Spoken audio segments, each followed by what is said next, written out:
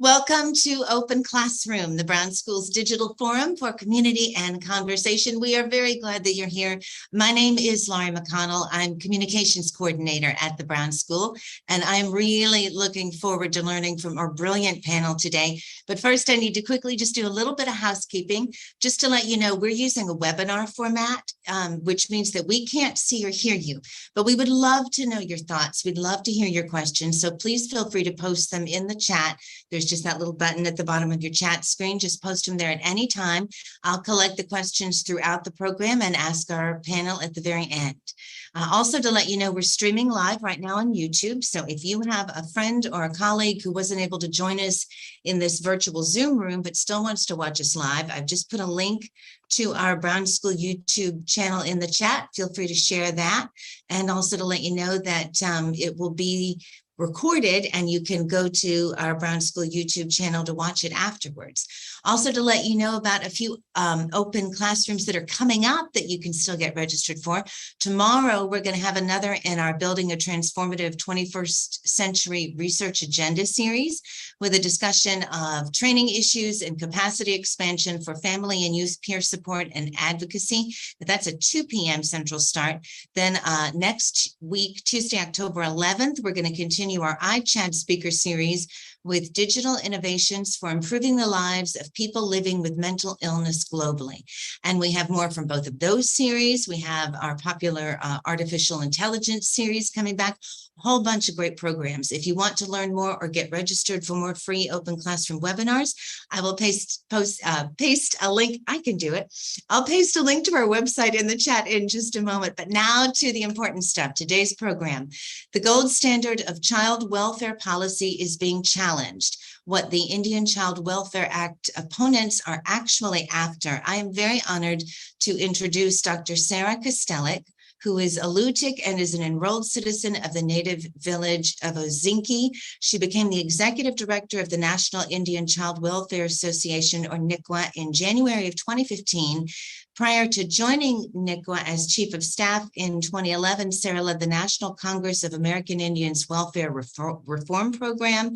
In 2003, she was the founding director of their Policy Research Center.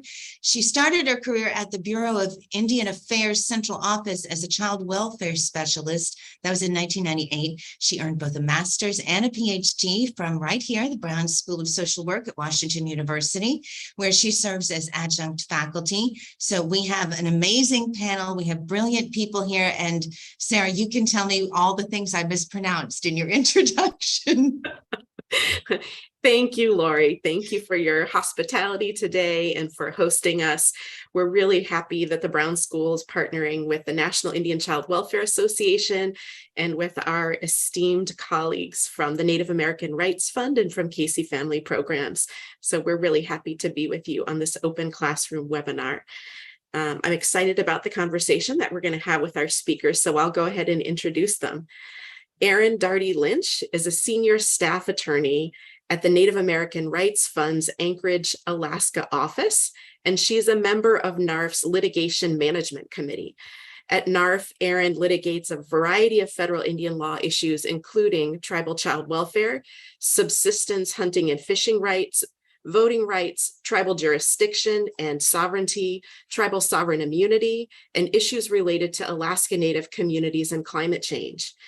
Erin leads NARF's tribal child welfare work, and she's heavily involved in national efforts to protect ICWA. With co-counsel, she's authored tribal amicus briefs in all three of the federal court challenges to ICWA, including most recently the case that we're going to speak about today, Holland v. Brackeen. And then we have Sheldon Spotted Elk, Senior Director of the Judicial National Engagement at Casey Family Programs. Sheldon's a member of the Northern Cheyenne Tribe. He has a background and regularly presents on tribal law, child welfare, and ICWA. He's currently a judge on the Ute Indian Tribe Court of Appeals in a jurisdiction where he once represented children in child welfare and juvenile delinquency matters. He worked as an adjunct professor teaching a law school course, on family law in Indian country. So welcome, Erin and Sheldon. Thank you for the gift of your time today and for being willing to share your knowledge and experience with our audience. I thought I'd start by providing just a little bit of background information about ICWA and about the challenge that we're going to be talking about. And then we'll love to dig into this with you in a variety of questions that we can talk with our audience about. So let's give some context for this federal law, the Indian Child Welfare Act. ICWA is a 44-year-old federal statute. It is a direct response to assimilationist policies and practices in child welfare. At my organization, the National Indian Child Welfare Association, when we talk about ICWA, we talk about the longer historical context of assimilationist policies targeting Native people. We talk about the recipe for colonization. One of the things that we say is that the world over, the same recipe has been used to colonize Indigenous people, and it's a really effective recipe. And so here are the ingredients. The first ingredient in this recipe is to take the land. The second ingredient is to control the natural resources, especially water. The third ingredient is to usurp Indigenous forms of governance, to supplant the Indigenous way of governing people and lands with Western forms of governance. The fourth ingredient is to delegitimize Indigenous thought, to devalue Indigenous ways of knowing, our Indigenous worldview, our values, to devalue all of those things. To make them seem backwards and less than, to devalue them. And then the final ingredient, the fifth ingredient in this recipe for colonization, is the most important ingredient. And this ingredient is to take the children. So it's vital to stop the socialization process. Native children's ability to know who they are, to know who their family is, to be connected to their community and culture, to have a sense of belonging. All of those things are so important to the perpetuation of identity and culture. And so a really important ingredient, a key ingredient in colonization, is to take the children, is to stop that socialization process. In my lifetime, just in the mid-1970s, so not ancient history, but fairly recently, a quarter to a third of all Native children were removed from their families, a quarter to a third. And 85% of those children were placed in non-Native placements. So this was very intentionally an assimilationist strategy. ICWA was passed in 1978 to halt this forced, unnecessary removal of Native children from their families and communities. And while the provisions of ICWA, while the protections that it put in place for Native children were an outlier at the time the law was passed, since then, we've seen the rest of federal child welfare law move much further into alignment with ICWA. So what was once an outlier has now become best practice, and much of federal child welfare law is aligned with it. In fact, many national child advocacy organizations now call the Indian Child Welfare Act the gold standard of child welfare policy and practice. The best practices that produce good outcomes for Native families and kids, and in fact, a law and practices that would be good not just for Native kids and families, but for all children and families. Yet we know that ICWA is under attack, and this fall, the U.S. Supreme Court will hear a case, Holland v. Brackeen, in which the state of Texas and a handful of non-Native foster parents who wanted to adopt Native children sued the federal government, arguing that ICWA is unconstitutional. And today we're going to talk about the fact that a challenge to ICWA, this kind of challenge to ICWA, is also a threat to tribal sovereignty, and that the far-reaching implications of this case, the consequences of this case, are something that may be felt for generations. So Erin and Sheldon, let's dig into this and talk a little bit more about this. Sheldon, why don't you kick us off here? So as I was saying, before ICWA was passed, public and private child welfare agencies were removing huge numbers of Native kids from their families. What was that about? Wow, it's good to see you, Sarah. Thank you for the introduction. It's good to see you too, Erin. And this is great that the Brown School is hosting this. So thank you so much.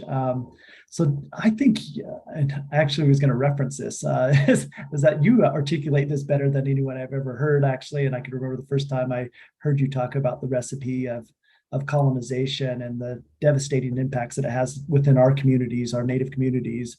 And so I think if you look back throughout the whole history, there's actually a really good law review article on this about Indian taking and the history of the formation of the federal tribal trust relationship.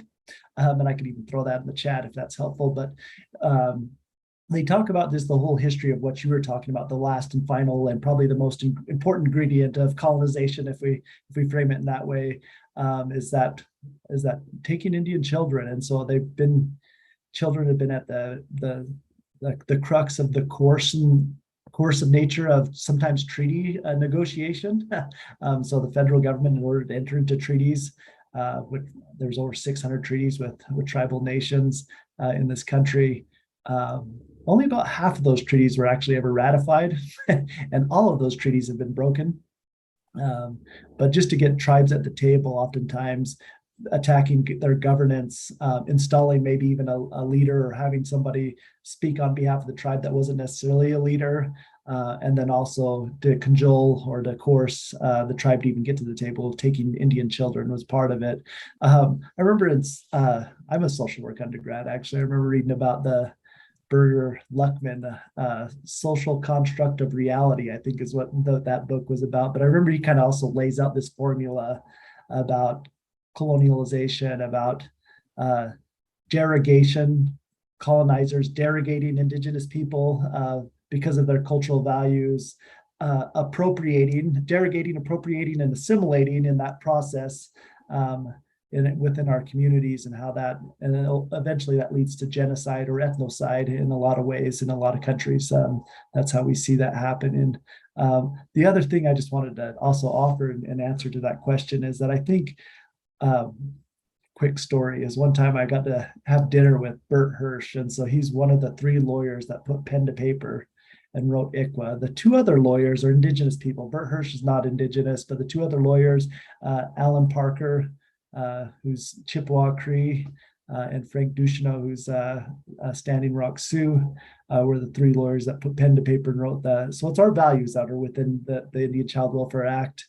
But he said a couple of things that really stick with me. And the first thing that he said is that ICWA is the only reparative child welfare law on the books. And if you look at the congressional findings, which I urge the attendees to look at, you could see that it was written to repair over 25 to 35% of all Native children that were out of home at that time. And 90% of those children were placed with non-Native families. That was the reason why it was passed. Completely square within this whole body of law. Some of you on the attendees know there's a whole body of law called federal Indian law. So completely square within the legal boundaries of federal Indian law. I know Erin might take us on a journey of that a little bit more too, but just that was really impactful for me. Bert Hirsch, the other cool thing is he was the actual lawyer, the guy that called and wrote emails, or not emails. how's that anachronism right there? Emails back in the 1974, they was writing emails to all the tribes, but he wrote letters to all the tribes, asking how many children are in your community. But I remember he was sharing, because of religion, because of adoption, because of the Indian Adoption Project, which was a federally funded project to have white families adopt Indian children, to this white benevolence within our tribal communities. There were some Indian communities that had 0 children in them. There were 0 children within our tribal communities. You think about that and how devastating that is. Heartbreaking. The last thing I'll share, just as a policy, if you look all the way back, it's been 200 years, but there was something called the Indian Civilization Act. And really what that was, this was way before laws were like multiple pages. This is like 2 paragraphs is what this law is. It's giving federal dollars to churches and any other moral people to civilize Indian tribes, and so, or Indian people. And so that, of course, parlayed into the into the boarding school era. And so this has been a long project, both implicitly and explicitly through the Indian Civilization Act. And we're still fighting for it.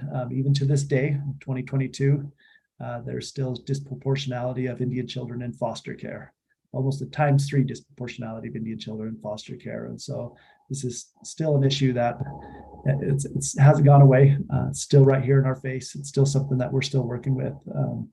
Many of my close relatives have experienced foster care or currently in the process of working with courts to get their children back. And so this is still something very alive and well. Thank you, Sheldon. So Erin, Sheldon shared with us a little bit more about this history and some of the details of it. And I'm wondering, how was ICWA thought to be the solution to this? What does ICWA actually do? Yeah, thank you, Sarah. And just to echo Sheldon, it's wonderful to see you both, and really honored to be here with all of you today. So just to build on what Sheldon said, and Sarah, ICWA was really meant to address widespread removal of Native children from their families. And I think some people characterize that as the result of federal efforts, but I think one of the sort of foundational things that's important to remember about ICWA is that both the federal government and state governments played an active role in removing Native children. And at its heart, ICWA is a law that sets minimum federal standards that apply to state child welfare cases that involve Indian children. And the law defines Indian children as children who are members of a federally recognized tribe or who are eligible for membership in a federally recognized tribe and have a parent who's a member. So that's one thing, I think, another thing right off the bat to kind of contextualize exactly who the law applies to. Broadly, the law is, as you said, Sarah, has really become the gold standard in child welfare because of how it centers the concept of kinship placement, which is the concept that children have better outcomes when they're placed with extended family or within their communities. And so I think when folks hear about this case, they might, use sort of like inflammatory or sort of language being used in a way that characterizes ICWA. But really, I think kinship placement is something that everyone can understand. It's actually not controversial at all. I think everyone inherently understands that if your child, it was in the child welfare system, that your preference would be to have them placed with your family or extended family or within your community. Because I think you also inherently know that your child would do better there, right? So that's why ICWA, the child welfare community, has really moved in the direction of kinship placement, and kinship placement is at the heart of ICWA. And I'll talk about in a bit when we get to the specifics of the case. That's why there's such overwhelming support for ICWA from child welfare experts and from children's rights organizations as well. So it's because of kinship placement and the evidence that for Native children in particular, children who are connected to their culture and to their communities have better outcomes, including higher self-esteem, higher academic achievement. There's all sorts of research that supports this. And so again, that's why the child welfare community has really lined up in support of ICWA. The other thing I wanted to mention about the law, because I won't go into all the individual provisions of it, I guess two things. One, you might hear people say the law makes it impossible for non-natives to adopt Native children, and that is not true. That's some of that inflammatory language I just referenced. ICWA creates placement preferences for children who are in state care. And the top tier placement preference is family. And that includes all family, so if a child has a Native parent and a non-Native parent, it treats the non-Native parent's families equally, right? Yeah. ICWA does not mandate a result also. It just creates placement preferences. And so, you know, when our opponents or ICWA's opponents tend to characterize ICWA, they do it in these ways that make it sound as if it dictates a certain outcome in the case. And so I wanted to kind of push back on that kind of messaging right away, because it's not true. One other thing too, that I think it's important to know about ICWA is that ICWA includes a provision that where the tribes can intervene in a case, a state court case that concerns one of the tribe's member children. And I sometimes hear folks talk about this as if ICWA gave tribes a right to do that. And I wanted to sort of address that too really quickly, is that ICWA really just recognizes inherent tribal authority over member children. So tribes, retain all sorts of rights. Well, I guess if you go sort of, back to the formation of this country, right? Then we have the history that Sheldon was talking about, and treaties, and then Congress passing laws that apply to tribes. Congress can limit tribal authority, but they must do so explicitly. And Congress has not limited tribes' authority over member children, right? So when we talk about ICWA and tribal involvement in state cases, I think it's important to remember that tribes in some places have jurisdiction over their member children that states don't have. And then in other places, they have concurrent jurisdiction with states. So ICWA didn't give tribes anything. It merely recognizes their inherent authority to protect their member children and their inherent jurisdiction to be involved in cases. So I think that's important to note, because it helps folks ground ICWA in not some of the characterizations that we're seeing from ICWA's opponents in this case necessarily, but it grounds ICWA in the government-to-government relationship between the federal government and tribes, and the governmental relationship between tribes and their member children. Super. Thank you, Erin. Great. So Sheldon, Erin talked a little bit about to whom the protections of ICWA applies. And I wondered if you wanted to elaborate on that a little bit, especially given some of the claims in the case that we're going to be talking about soon. So do you want to tell us a little bit about ICWA's application? Absolutely. Yeah. And Erin did such a great job. So the only thing that I would add to that is just, of course, the very first finding, which Erin defined for us. In order to have an ICWA case, the very first thing is that legally defined an Indian child. And so at the very center of an ICWA case, who has the rights, right at the very beginning, an Indian child. And you don't have children without families. And so I think that's an important thing to be thoughtful about. I think sometimes in our legal system, we kind of, I don't know, for some reason, take those two things separate of one another, but children exist within families, within culture. And so, and another right holder within an ICWA case would be an Indian tribe. And so if we look all the way back to give a little bit more context, we look back at common law, there was something called parens patriae, which means governments act as parents in some ways. And so with no exception, tribes also have that parens patriae of their citizens. I think Erin makes this really good point, and I think it's worth maybe there's lawyers on here as well, or people that are interested in law. But I think when you start talking about congressional law or Indian law as well, you start talking about, where does this power come from? So what's the source of this power? And you drop the word inherent a lot. And so what are the inherent authorities and inherent powers of tribes? At the very core of this, and this is Supreme Court precedent here, at the very core of what in tribal sovereignty is the rules, the right to make up who's us, who's our members, who gets to be us, like that's the very core of it. That's within ICWA, the tribe gets to decide if a child's a member or not. Rules of inheritance, and then domestic relations. So all these things fall right in the very core of what ICWA is about and what it's recognizing as far as tribal sovereignty, as tribes as a government. With that as well, you think about who has, and when we talk about standing, and so this is part of due process, the ability to get notice, the ability to get all the files, get all that, the ability to file an appeal.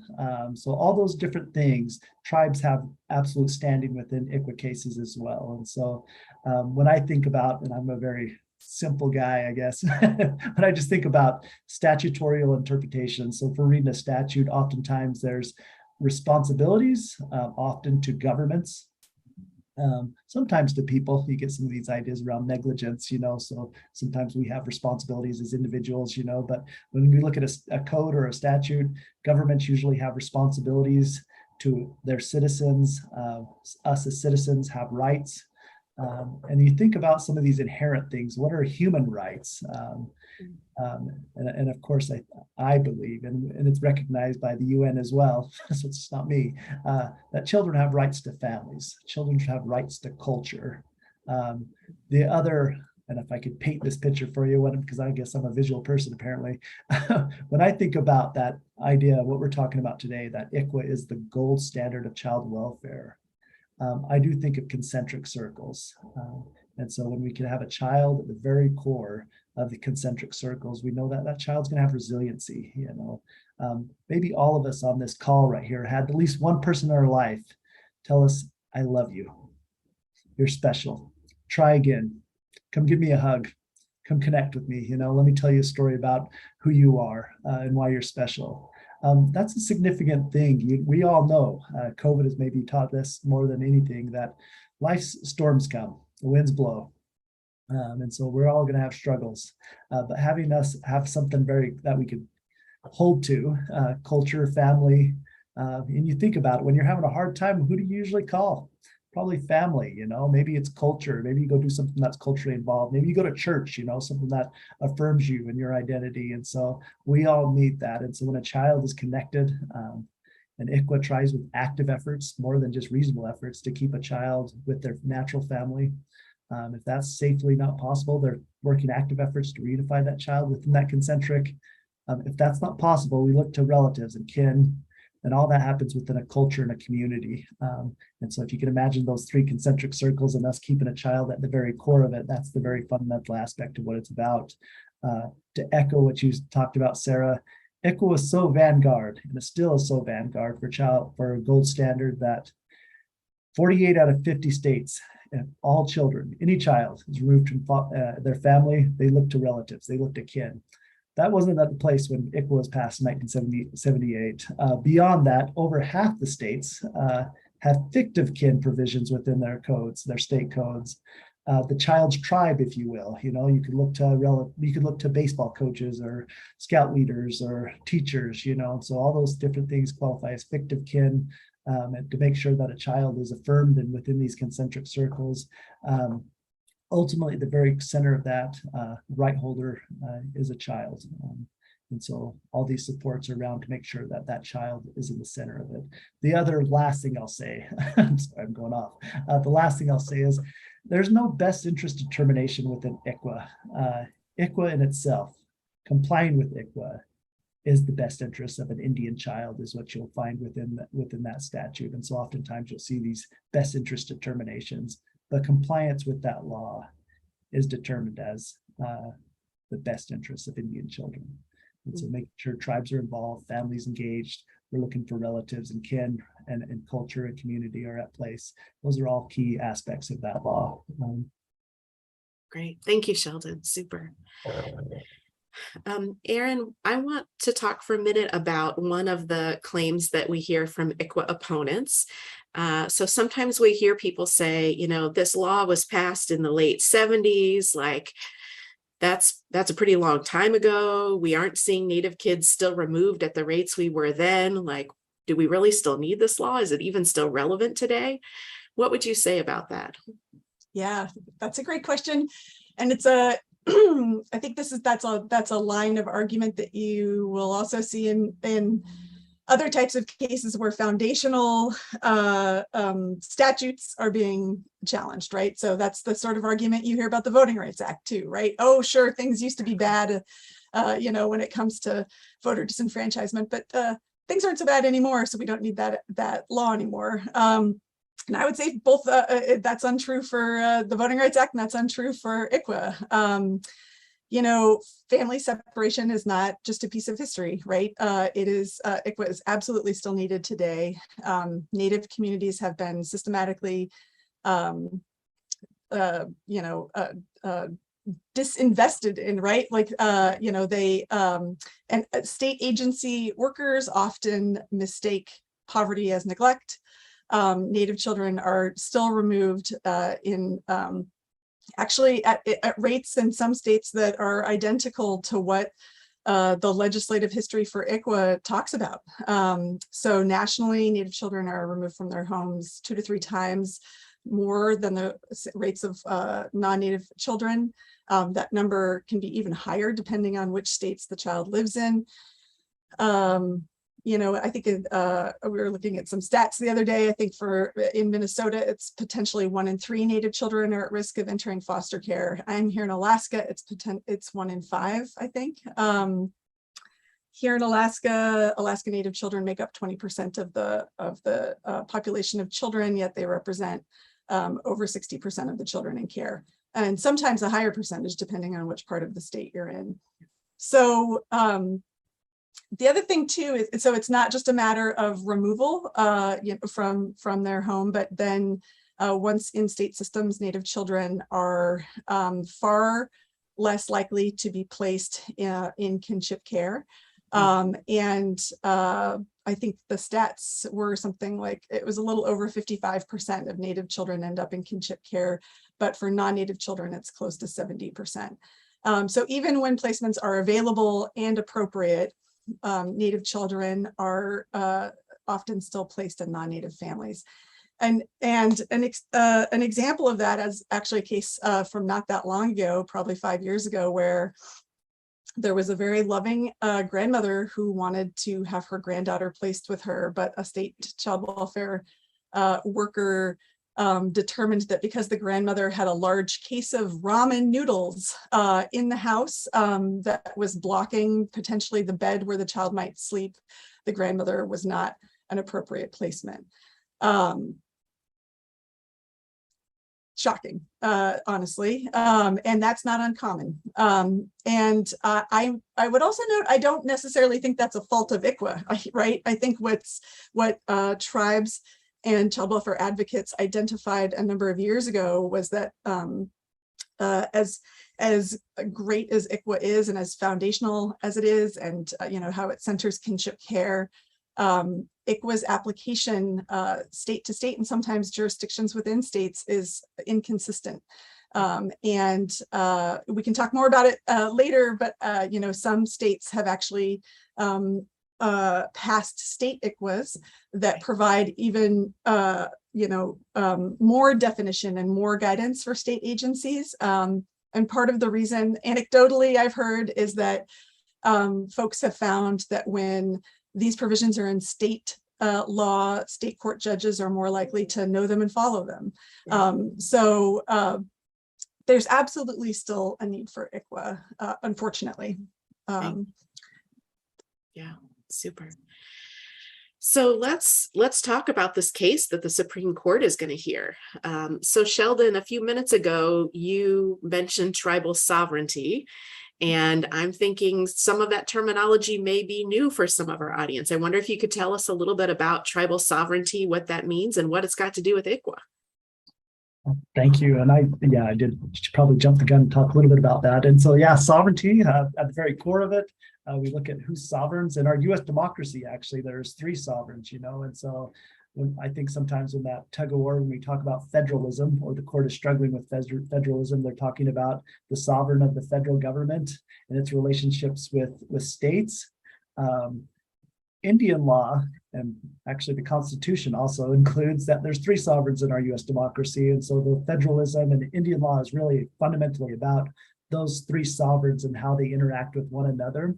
So in the Commerce Clause, what you see that Congress, so the legislative branch of government, has the ability to regulate commerce between foreign nations, states, and Indian tribes. And so you get a feel and see a vision of what that sovereignty looks like, and acknowledgement of that sovereignty. That's not the source, like Erin said. I'll come back to that just to make that point one more time.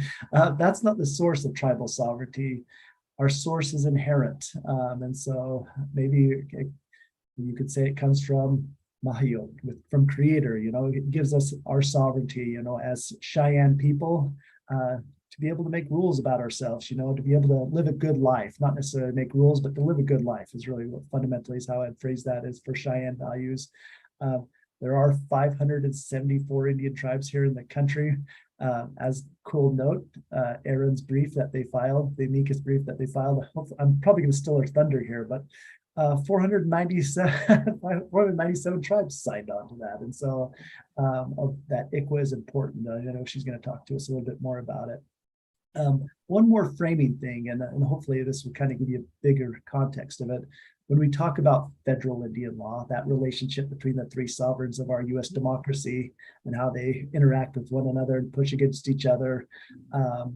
When federal Indian law, there's three cases that was decided back in the early 1800s, 1820s, 1830s was decided. It really gives these four pillars of what federal Indian law is about. And so really when you look at ICWA is really at the very core of what federal Indian law is about. It's the best of federal Indian law, honestly. And so when we talk about those four pillars, we are talking about tribal sovereignty. So tribes as governments that make rules, that legislate rules, that have branches of government, if you will, that can make decisions around those rules, could legislate, could do all these different things, and so that's what sovereigns do. They have jurisdictions, and so they interact with other sovereigns through treaty. And so this was recognized in those three opinions called the Marshall Trilogy is what those three opinions were called. Other thing, Indian property. And so there's a different nuance between that. It's not really what we're talking about today. The federal trust relationship. So the federal government has taken a trustee relationship, a trustee beneficiary relationship with Indian tribes is recognized in those three cases. And then the fourth one I'm forgetting right now. Limited state authority. And so states have no authority within Indian country. And so we see that all throughout ICWA. And so ICWA, of course, is a federal law that applies in state jurisdictions that include notice and full party participation by Indian tribes. And so hopefully I'm not getting you too lost here, but that's the four fundamental pillars of what federal Indian law is. That first and foremost, recognition of tribal sovereignty as tribes as us as governments that make our own rules. As a note that I just added to this as well, just because I'm Northern Cheyenne and I just think we're really cool, and I was raised to believe that from the day I was born. We had our own government before colonization happened, and so in some ways, when the federal government came and interacted with us, like I said earlier, sometimes those treaties were negotiated. It was actually it was a funny thing to Cheyennes when we signed the Fort Laramie Treaty of 1851. One person, we never gave one person that authority to sign something on our behalf. We had 44 chiefs. We had a shared leadership dynamic, and so it was just like a hilarious thing that one person's going to sign this. That's kind of crazy. How does that even work? So it was beyond our imagination that one person would be vested with the authority to make some decisions on our behalf, so it was a very deliberative dynamic when it came to Cheyennes making decisions and what our government looked like, our sovereign government looked like. We still have 44 chiefs. Mainly their jurisdiction is kind of over our ceremonial life. And so to give you kind of a bit bigger insight to what Cheyenne sovereignty looks like. Okay. Thanks, Sheldon. So Erin, tell us about this case, Holland v. Brackeen. So Who is supporting ICWA, who's opposing ICWA, and why? Yeah. Oh, good. Yeah. So actually, I'm gonna flip it if it's okay, and start with the folks who are opposing ICWA.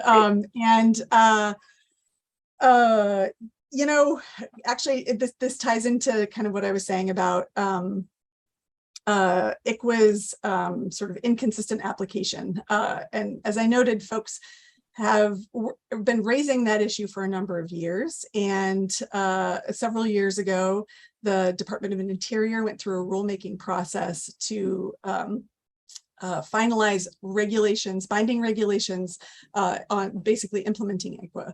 And that process really agitated a handful of folks who are at heart opposed to tribes, anti-tribal.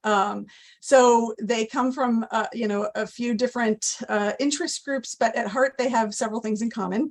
They have very deep pockets. They're very well resourced. They have minimal contacts with Native people. They don't really know or engage on issues involving Indian country.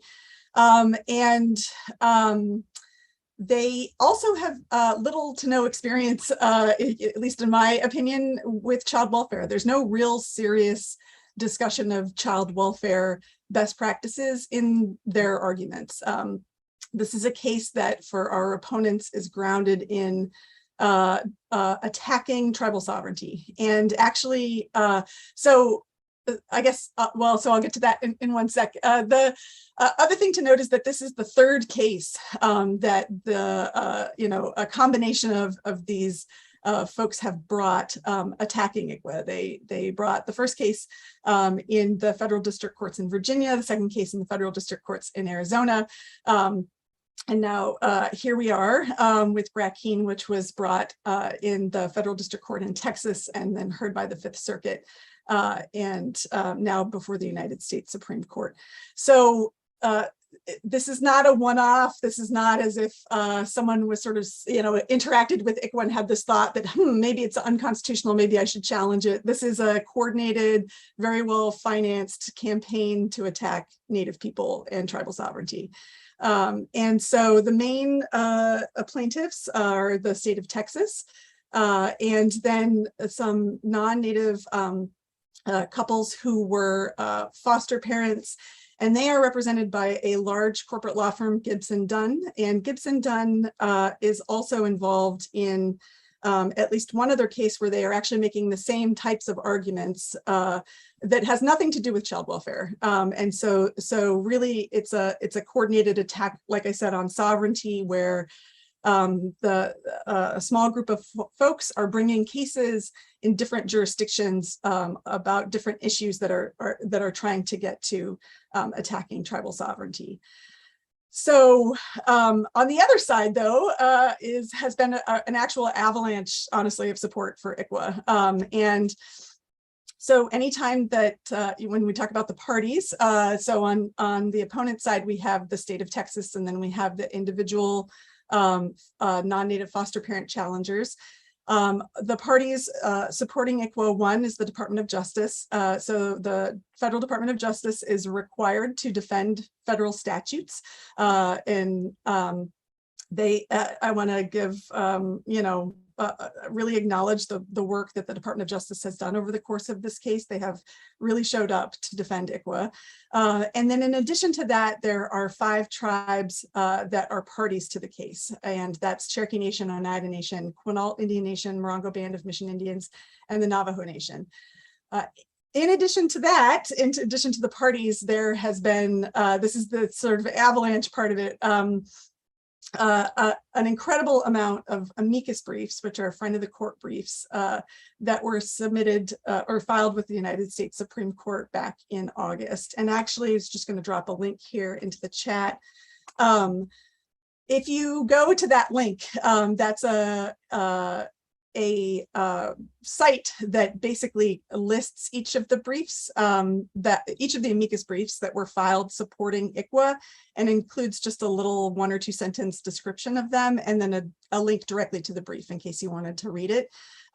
So the amicus briefs that were submitted and are from a large bipartisan coalition of not just tribes, but also state and federal policymakers, as I mentioned, child welfare experts, children's rights organizations, medical professionals, and others. On the tribal side, thank you, Sheldon, for chatting about the tribal amicus brief. In all 3 of the cases that I've mentioned, and then especially in Brackeen, there has been a tribal amicus brief that tribes from around the country have have filed with the various courts affirming their support for ICWA. And the tribal amicus brief that was filed with the United States Supreme Court in August did have 497 tribes. So adding in the 5 tribes who are parties to the case, we're talking over 500 tribes. All of those tribes signed on individually. And then in addition to that, over 60 regional and national Native organizations, 23 states, again, bipartisan, I want to mention, so it's states that are red and blue, filed a brief supporting ICWA. 87 members of Congress filed a brief supporting ICWA. And then if you scroll down, we kind of categorize them in broad categories just to make it a little easier to navigate, but you'll see briefs that were submitted by child welfare and children's rights organizations, experts on the rights of children and the rights of families. Then there's some briefs from medical experts. So I wanted to highlight that the American Academy of Pediatrics and the American Medical Association filed a brief in support of ICWA.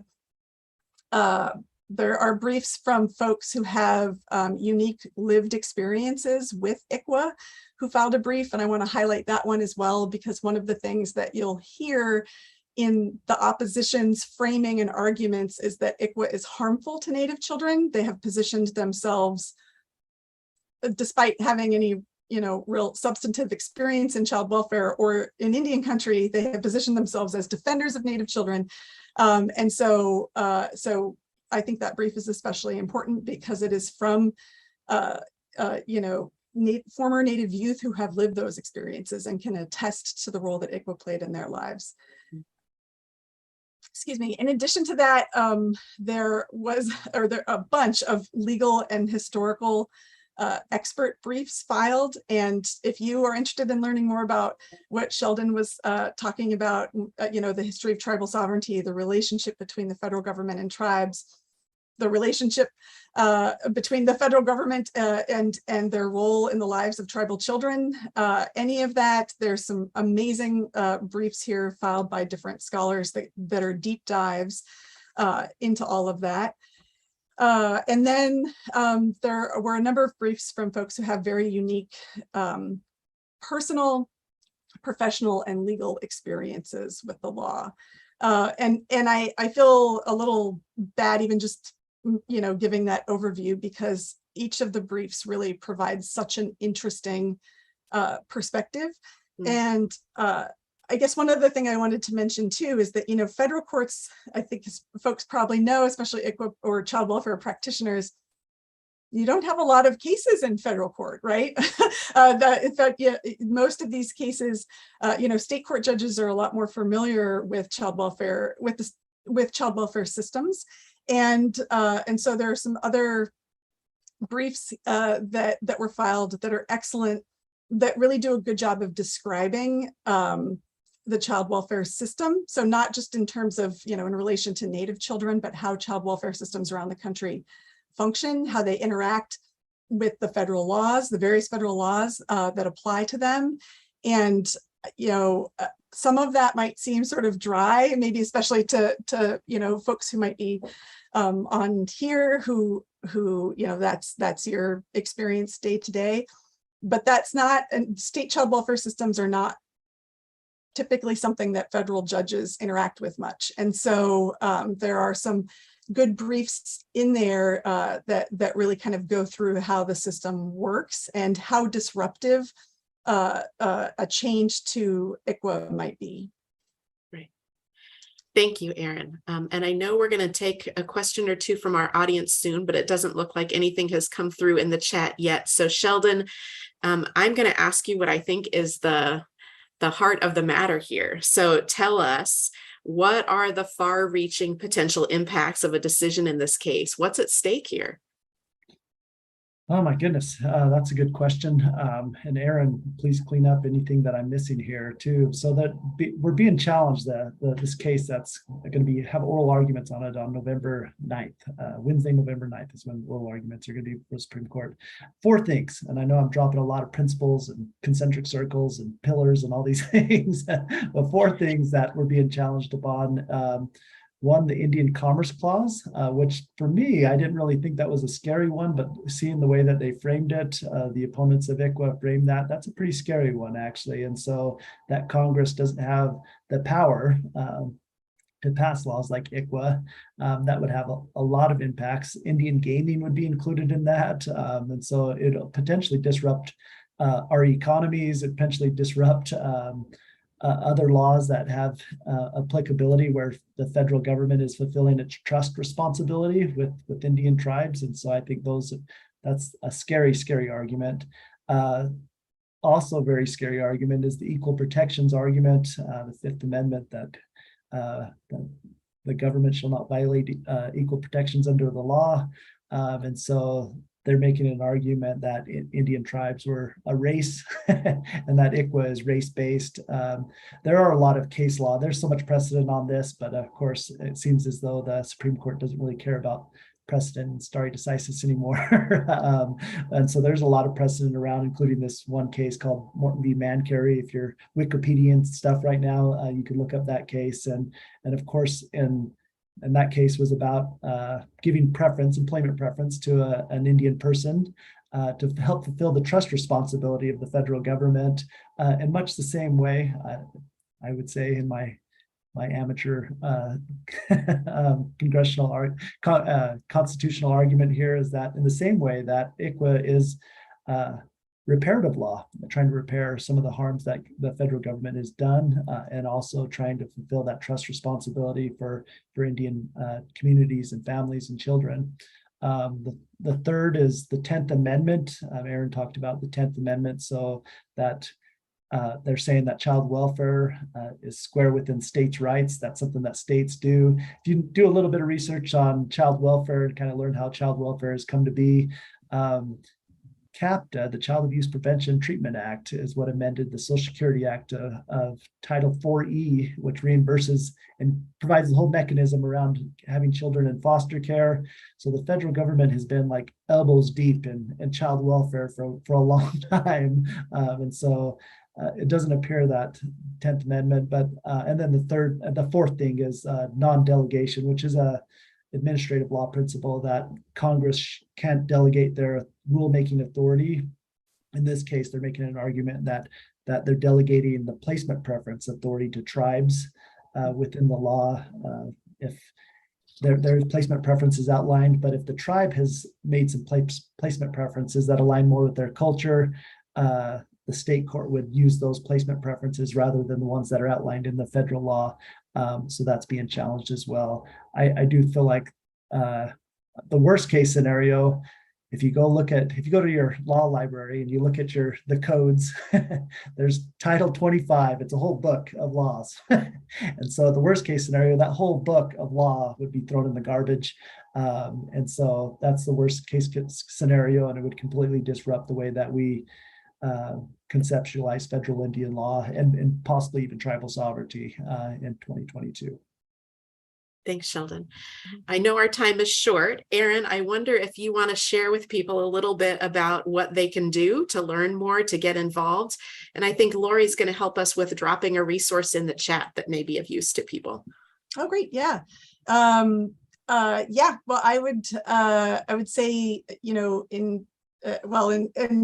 obviously Sheldon and Sarah jump in too, but I think it's important to, if you're not someone who's familiar with tribes and tribal sovereignty or ICWA, I think it's important to, learn about the communities and ICWA and why it exists and what it does. And then I think it's important to engage with your own communities, right? I think most folks are on social media. If you're not, good for you. I think it's important for people, if you see, to engage in dialogue and conversation. And if you see folks who are, sort of repeating, I think, misinformation about ICWA or mischaracterizations of the case, I think it's important to talk about that. One of the things that, as I mentioned earlier, that folks have done in different states is to embed provisions of ICWA into state law. And so, like I said at the very beginning, ICWA sets minimum standards. we think of it as, even though it's an exceptionally important law, it's foundational, we still think of ICWA as the floor in a way, right? It is the minimum that states have to do, and states can always do more. And sometimes states choose to do more, or put a bit more, definition. States can't do less than ICWA, but they can do more. And one of the things that Sheldon mentioned was this line of argument, about whether or not Congress can, quote, commandeer state agencies on certain issues, but it is literally the job of state legislatures to commandeer state agencies and tell them what to do and what laws to follow. And so, people have found, and like I said, also, folks have found that in states with state ICWA laws that,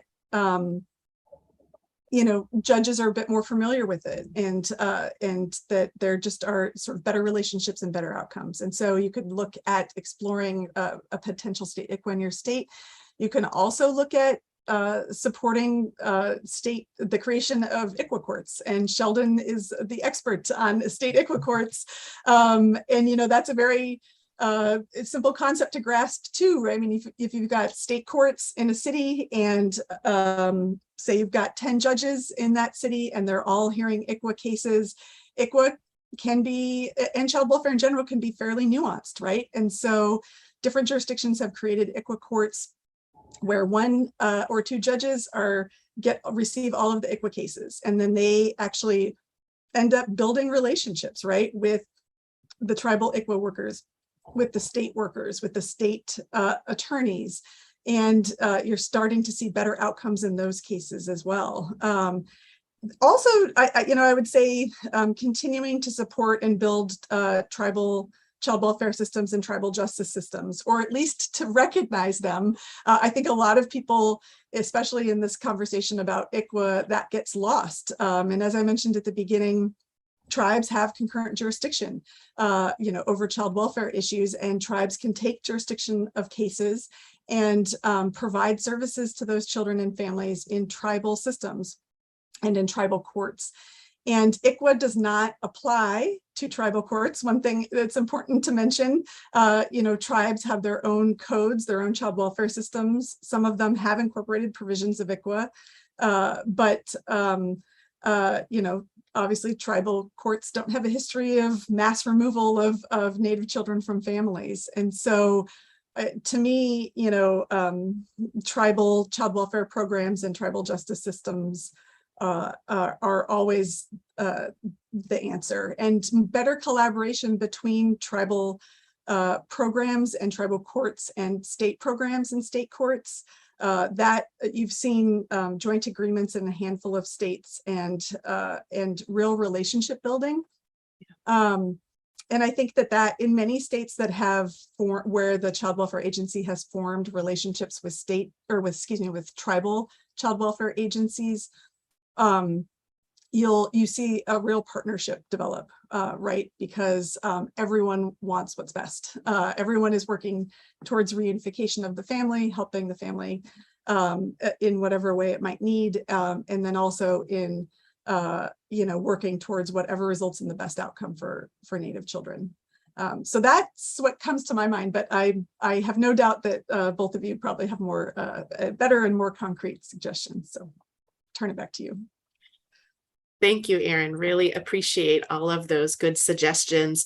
Again, I'd remind people about the resource that Lori put in the chat. At the bottom of that flyer, there's an email address where you can sign up to receive regular information from the Protect ICWA campaign.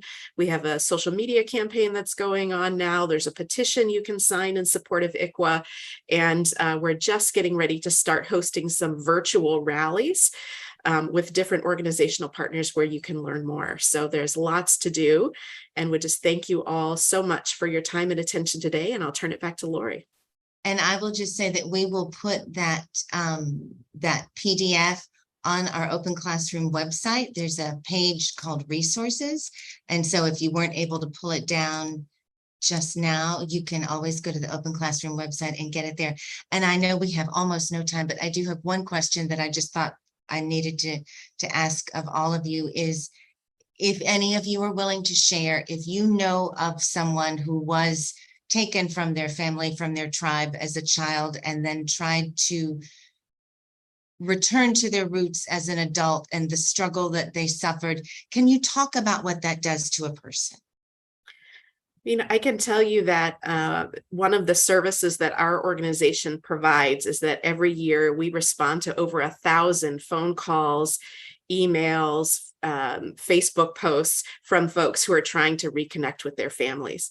Sometimes these were people who were removed from their families before the protections of ICWA were in place, but we also talked to plenty of people who the jurisdictions they were involved in circumvented these protections. They didn't apply the protections. And so we do a lot of work helping people to reconnect, to find their community, to find their family if possible. There's a really wonderful organization called the First Nations Repatriation Institute that's in the Twin Cities in Minnesota. There's a wonderful woman named Sandy Whitehawk who runs that organization. And she helps lots of individual people find their ways back home. So every week I'm talking to folks on the phone who have experienced the damage of that separation and who are trying now to heal and to repair it, to find their way at least back to their community, back to their culture, even if they're not able to find their own family. So we know it's incredibly consequential. It's really important. Thank you. And we've just had one of our guests put the First Nations Repatriation Institute website on there. We've got lots of people saying thank you to all of you. This has been really wonderful. It's a very important discussion. November 9th is when oral arguments start in the Supreme Court. So you can watch out for what happens, and we'll hope for the best. Thank you all for the important work you do each and every day, for sharing this information with our attendees. Thank you to our attendees. You're the reason we do this. We are so grateful for you. Thanks to everyone here at the Brown School. And just to remind you, if you missed any part of this program, we will put it on our website. Give us about 2 or 3 days, depending on when YouTube releases it to us. But we want to make sure that you can have access to that PDF on our resources page of the Open Classroom website, and to be able to watch and share this video. Thank you again to all of you. I hope you have a wonderful afternoon, and I hope that November 9 turns into a very, very good day for all of us. Thank you so much. Thank you.